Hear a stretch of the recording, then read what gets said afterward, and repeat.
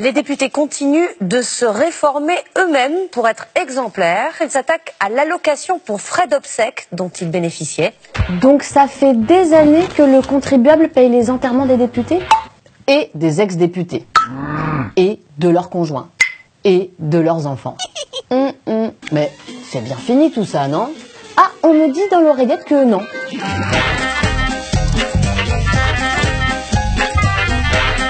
J'invite maintenant l'Assemblée à observer une minute de silence. On le sait peu, et pourtant ça fait plus d'un siècle que ça dure, mais lorsqu'un parlementaire meurt, ses frais d'obsèques sont pris en charge par l'Assemblée nationale. Autrement dit par nous, les contribuables. La prise en charge des frais d'obsèques des députés remonte à 1814. Elle permettait aux familles de donner aux funérailles un certain faste. Ça s'appelle l'allocation pour frais d'obsèques et jusqu'à il y a très peu de temps, elle pouvait atteindre pour chaque funéraille 18 255 €.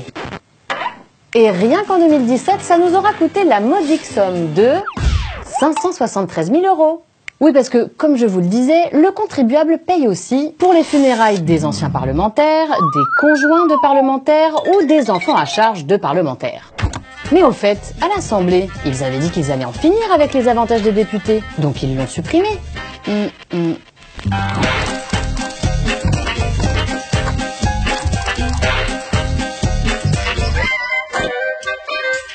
Pour nos concitoyens, l'Assemblée est trop souvent le symbole de l'opacité, du secret et du règne de pratiques exceptionnelles ou dérogatoires. Cette législature devra instaurer l'égalité entre les citoyens et les parlementaires. Remettons tout sur la table et garantissons l'égalité et la transparence.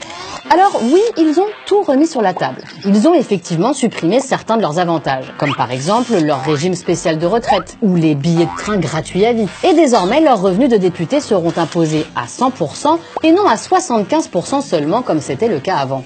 Mais il reste 2-3 privilèges dont les parlementaires ont du mal à séparer.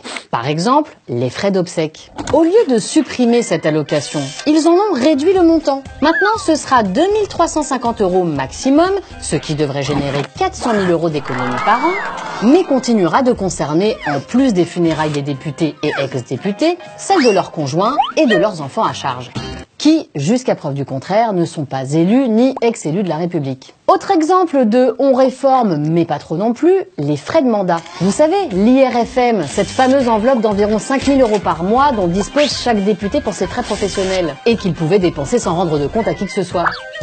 Certains collègues m'ont même avoué qu'ils se mettaient entièrement dans la poche.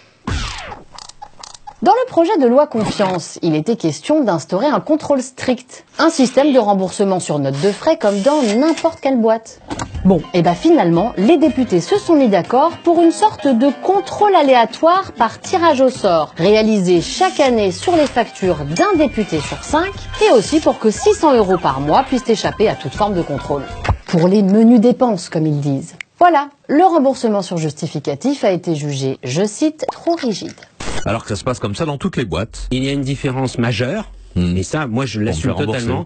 Un député n'est pas un salarié. Bref, à l'Assemblée, il y a encore quelques efforts à faire pour être vraiment exemplaire. Cela dit, c'est déjà mieux qu'au Sénat, où aucune réforme des privilèges n'est prévue, et où c'est toujours 20 000 € l'enterrement.